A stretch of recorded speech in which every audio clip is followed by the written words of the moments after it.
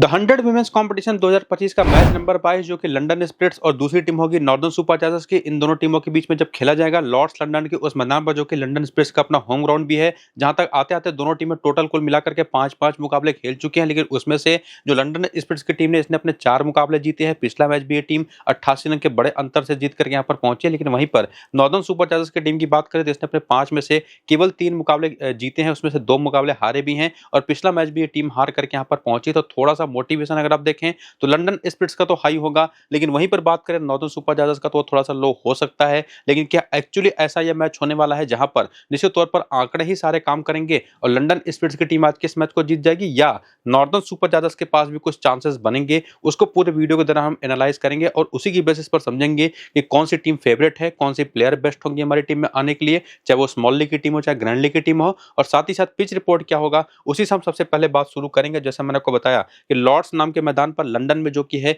यहाँ पर यह मैच खेला जाएगा 20 अगस्त को शाम को 7:30 बजे से भारत के समय के हिसाब से। वहां की लोकल टाइम के हिसाब से अगर आप देखें तो दोपहर को या शाम को कह सकते हैं कि 3 बजे से एक डे मैच के तौर पर यह मैच खेला जाएगा, जहां पर ऑलरेडी 2 मुकाबले खेले जा चुके हैं 5 अगस्त और 14 अगस्त को, और दोनों मुकाबले में हमने देख लिया क्लियर कट कि बैटिंग के लिए कंडीशंस काफी बेहतर हैं। हालांकि लंदन का ये जो मैदान है लॉर्ड्स का ना, ये फेमस है अपनी स्लोप की वजह से। एक छोर पर यहाँ पर अगर आप देखेंगे जो मैदान है पूरा का पूरा, अगर इस तरीके से पिच है तो उसके अक्रॉस अगर आप जाकर के देखें तो एक तरफ जो है मैदान वो थोड़ा सा ऊंचा है, और वो भी थोड़ा बहुत नहीं, 8 फीट का डिफरेंस है। एक छोर को जाकर के देखें और दूसरे छोर को जाकर के देखें तो वहां पर तो उससे दिक्कत ये होती है कि एक तरफ तो बाउंड्रीज जो चौका जाता है वो काफी तेजी से जाएगा ढलान की तरफ, लेकिन जहां पर ऊंचाई है वहां पर चौका मारना थोड़ा मुश्किल होता है। और इसी स्लोप की वजह से तेज गेंदबाज पूरे मैच के दौरान यहाँ पर गेम में हमेशा बने होते हैं। एक तरफ से इन स्विंग तो एक तरफ से आउट स्विंग, यहाँ पर अच्छी खासी गेंद यहाँ पर होती है, और इसी वजह से पर कंडीशंस तो बैटिंग के लिए यहाँ पर काफी बेहतर होती है। लेकिन ऐसा नहीं कि बॉलर्स यहाँ पर पूरी तरह से गेम में बाहर हो जाएं।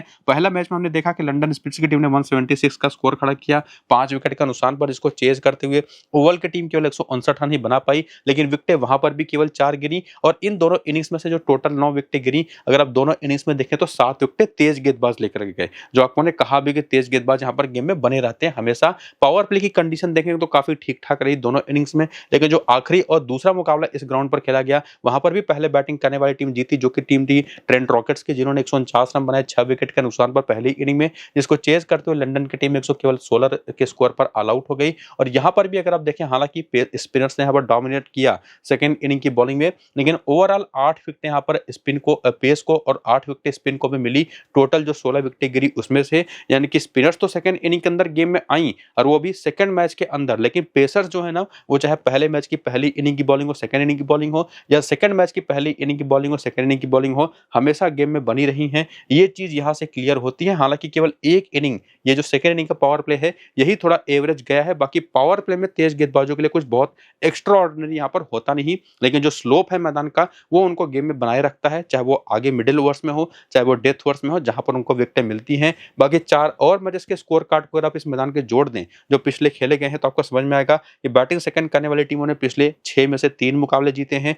2 बार पहले बैटिंग करने वाली टीमों ने मैचेस जीते हैं, और वो दोनों मुकाबले कौन थे? वो थे इस सीजन के दोनों मुकाबले, जो दोनों के दोनों पहले बैटिंग करने वाली टीमों ने मैचेस जीते हैं, जहां पर स्पिन को तो 33 विकेटें मिली ही हैं, और विमेंस क्रिकेट में भी अगर आप देखें तो पेस को 35 विकेटें मिल गई हैं। और ये उसी बात को मेरे क्लियर करता, जो कि आपको मैं लगातार इस वीडियो के दौरान अभी तक बताता गया हूं कि कंडीशंस बैटिंग के लिए बेहतर है। स्पिनर सेकंड इनिंग के अंदर गेम में आएंगी, लेकिन पेसर्स भी दोनों इनिंग के दौरान पूरी तरह से गेम में बनी रहेंगी। तो एक ऐसा मैदान जो कि स्पोर्टिंग टाइप के नेचर का है, जहां पर हर तरीके के खिलाड़ी को अपनी टीम में आपको कंबाइन करके टीम में लेकर के जाना है और एक बढ़िया स्मॉल लीग की टीम बनानी है। तो वो कौन से स्मॉल लीग की टीम फाइनल आज की इस मैच की होगी, वो इस पूरे वीडियो को देखने के बाद भी काफी हद तक आप समझ पाएंगे। और फाइनल टीम टॉस की बात जो होगी वो आपको मैं टेलीग्राम और व्हाट्सएप चैनल पर प्रोवाइड करवा दूंगा। वहां पर आपको मैं वेदर को लेकर के भी जो अपडेट होगा वो भी बता दूंगा, तो दोनों को जाकर के ज्वाइन करिए। लिंक आपको इसी वीडियो के डिस्क्रिप्शन में और कमेंट बॉक्स में जो पिन किया हुआ कमेंट है वहां पर देखने को मिल जाएगा। तो जल्दी से टेलीग्राम और व्हाट्सएप चैनल को ज्वाइन कर लीजिए लिंक्स की मदद से। इसके बाद आइए देखते हैं प्लेइंग 11 और बैटिंग ऑर्डर जो लंदन स्पिरिट्स की तरफ से है।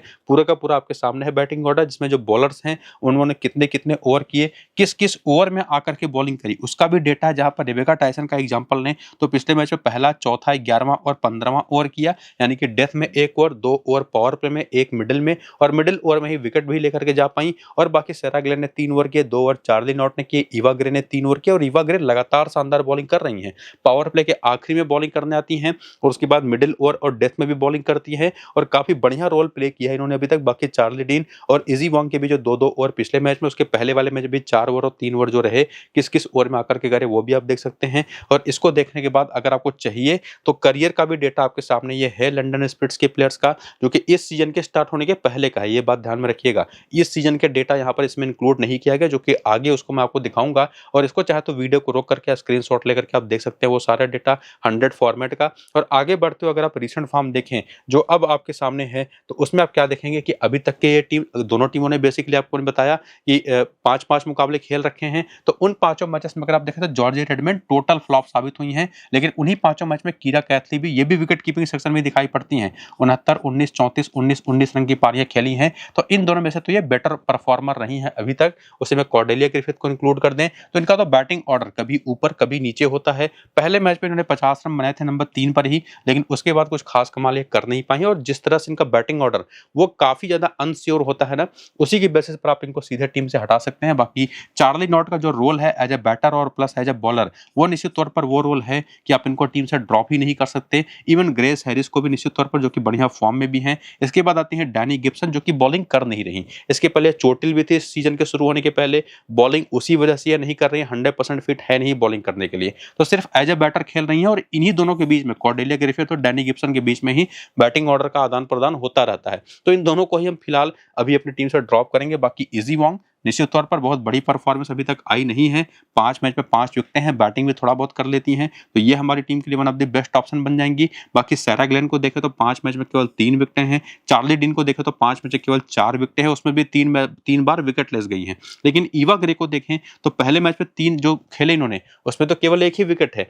लेकिन अगले 2 मैच में देखें तो कमाल की बॉलिंग करते हुए 6 विकेटें हैं। तो निश्चित तौर पर इस परफॉर्मेंस की बेसिस पर ईवा ग्रे तो सीधे टीम में आती हैं। बाकी चार्ली डीन को लेकर जाएं, सारा ग्लेन को लेकर के जाएं, किसी एक को लेकर के जाएं या दोनों को लेकर के जाएं, ये चीज हमको समझनी पड़ेगी इस पूरे वीडियो को देखते देखते हुए, जो कि आगे हमको समझ में आएगी। लेकिन कम से कम ये बात पक्की है, ये जो 5 प्लेयर आपको मैंने बता दिए टिक मार्क के साथ, वो तो सीधे टीम में आ जाएंगे। 6ठा प्लेयर या 7वां प्लेयर वो भी इस टीम की तरफ से हो सकता है, या हो सकता है कोई एक को हम ट्राई करें। वो क्या हम करेंगे वही हम आगे चल करके देखेंगे, जिसमें सबसे पहले आएगा आंकड़ा हेड टू हेड का, जिसमें 5 प्लेयर तो हमारी पक्की थी, उसको लेकर के कोई डाउट है नहीं, चाहे वो कीरा चैतली हो। हालांकि एक चीज आप और भी कर सकते हैं कि जॉर्जिया रेडमैन को भी कीरा चैतली की जगह पर ट्राई कर सकते हैं, थोड़ा सा रिस्क लेकर के। बाकी चार्ली नॉट को लेकर के कोई डाउट है नहीं, ग्रेस हैरिस को लेकर के कोई डाउट है नहीं, इजी वॉन्ग को लेकर के कोई डाउट है नहीं, ईवा ग्रे को लेकर के कोई डाउट है नहीं। तो 5 प्लेयर तो पक्की हैं, लेकिन जो 6ठी प्लेयर हो सकती है वो सारा ग्लेन के आंकड़े हेड टू हेड की बेसिस पर इनको गेम में लेकर के आते हैं, जो 3 मैच में 4 विकेट ले चुके हैं जब भी ये खेली है सामने वाली टीम के खिलाफ। तो निश्चित तौर पर बाकी उसी टीम के खिलाफ अगर आप चार्ली डीन के आंकड़े देखें तो 4 मैच में कोई विकेट है ही नहीं। तो ये था पूरा हेड टू हेड का डेटा, जहां पर सोफी मुनरो भी गेम में है, तारा नॉरिस के भी आंकड़े आप देख सकते हैं। लेकिन और आगे बढ़ते हुए वेन्यू का भी डेटा अगर आप देखें तो इस मैदान पर अपने होम ग्राउंड पर खेलते हुए जो ऊपर के दोनों टॉप ऑर्डर बैटर्स हैं ना, जॉर्जिया रेडमैन थोड़ा सा बेहतर और आगे निकल जाती हैं जरूर। लेकिन निश्चित तौर पर जो आपने देखा है इस सीजन में कि जॉर्जिया रेडमैन 5 मैच में फ्लॉप हुई हैं, कीरा चैतली ने ज्यादा बेहतर परफॉर्मेंस उनसे करी है। तो आप चाहे तो कीरा को लेकर जाइए, चाहे तो जॉर्जिया रेडमैन को लेकर के जाइए, ये अब डिपेंड करेगा आप पर। बाकी ये चीज हम आगे दूसरी टीम के बारे में भी देखेंगे ना, तो काफी हद तक चीजें क्लियर होंगी कि इन दोनों में से किसी एक को ही लेकर के जाना है या सामने भी कोई ऑप्शन है। तो उसके लिए ध्यान से देखिएगा वीडियो को। बाकी चार्ली नॉट के देखिए 2 मैच में 35 रन में कोई विकेट नहीं है। कॉर्डेलिया ग्रिफिथ ने भी यहाँ पर ठीक ठाक काम कर रखा है, हालांकि उनको हम टीम में लेंगे नहीं। ग्रेस हैरिस के आंकड़े आप देख सकते हैं। डैनी गिब्सन निश्चित तौर पर बॉलिंग तो कर नहीं रही, लेकिन यहाँ पर इजी वॉन्ग ये 4 मैच 5 विकेट के साथ सीधे टीम में आती हैं। और यहीं पर ईवा ग्रे भी तो टीम में रहेंगी ही, लेकिन फिर से यहाँ पर आकर के देखें तो सारा ग्लेन ही अपर हैंड लेकर के जाती हैं 12 मैच में 18 विकेटों के साथ। तो सारा ग्लेन को तो मैं ड्रॉप नहीं करूंगा देखिए। और निश्चित तौर पर ये 5 प्लेयर अभी जो आपको दिखाई पड़ रही है टिक मार्क के साथ, ये सीधे टीम में आती हैं।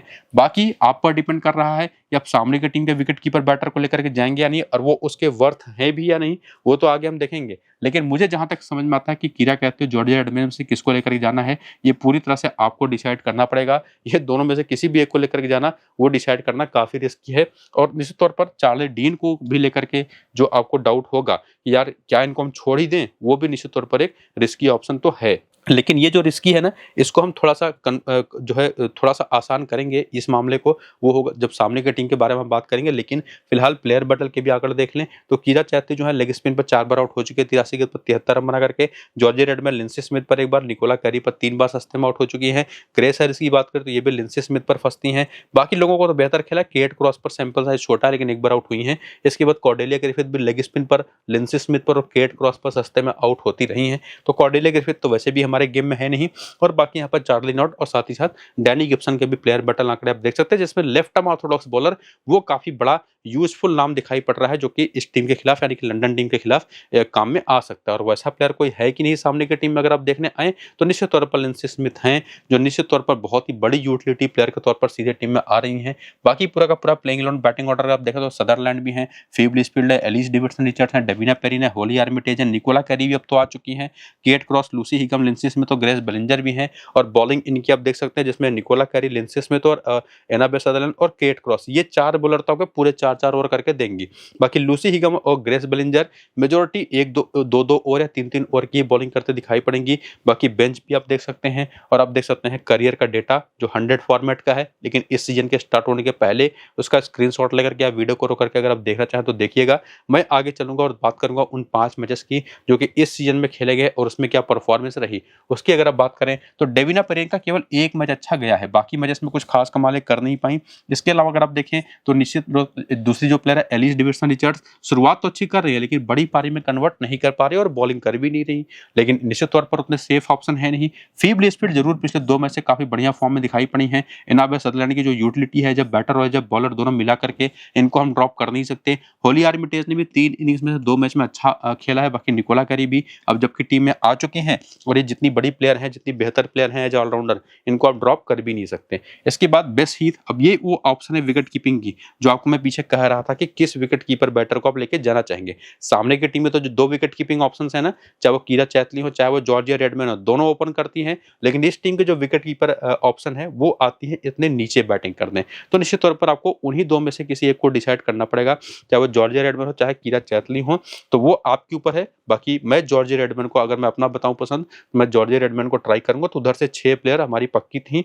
चार्ली डीन को लेकर के अभी हम कंफ्यूज है, 7वां प्लेयर उधर से लेकर के जा सकते हैं नहीं, उसको अभी हम क्लियर करेंगे। लेकिन उसके बाद केट क्रॉस के आंकड़े देख लीजिए, इन्होंने काफी बढ़िया बॉलिंग करी अभी तक इस सीजन में, पिछले मैच में भी 2 विकेट लिया। ग्रेस बेलिंजर चूंकि उतने ओवर इनको मिलेंगे ही नहीं, तो इस वजह से इनको हम टीम में ट्राई नहीं कर पाएंगे। लूसी हिगम को भी उतने ओवर नहीं मिलते, लेकिन पिछले 2 मैच में 3 विकेट ले चुकी हैं। लेकिन ओवर कितने मिलेंगे उसकी बेसिस पर लिंसी स्मिथ जरूर हमारी टीम में आ जाती है, जिनके 5 विकेटें हैं पिछले 5 मैचेस में। तो निश्चित तौर पर अगर आप देखें तो इस टीम की तरफ से भी कुल टोटल 5 ऑप्शन, लेकिन एक बात तो कम से कम है कि इस टीम की तरफ से प्रॉपर 5 ही ऑप्शन आपको मिल रहे हैं। बाकी ऑप्शंस की तरफ अगर आप जाएं, चाहे वो एलिस डेविडसन रिचर्ड्स हो, चाहे वो डेविना पेरिन हो, चाहे वो होली आर्मिटेज हो, चाहे वो बेस हीथ हो, चाहे ग्रेस बेलिंजर, चाहे लूसी हिगम हो, इनके साथ रिस्क फैक्टर बहुत बड़ा आता है। तो मैं कहूंगा कि यही 5 प्लेयर आपके लिए बेस्ट है इस टीम की तरफ से, जिनको सीधे आप अपनी टीम में लेके जा सकते हैं। बाकी किसी को आपको कंसिडर करने की जरूरत है नहीं। लेकिन इधर से अगर आप 5 प्लेयर लेकर के जाएंगे तो सामने की टीम की तरफ से भी 6 ही लेके जा पाएंगे। तो निश्चित तौर पर चार्ली डीन का गेम तो थोड़ा सा बनता दिखाई नहीं पड़ रहा, लेकिन उसी को थोड़ा सा और आगे बढ़ाते हुए अगर आप आगे आए और हेड टू हेड के आंकड़े देखें तो डेविना पेरिन तो खेली नहीं है। एरिस डेविडसन के भी 4 मैच केवल 61 रन है।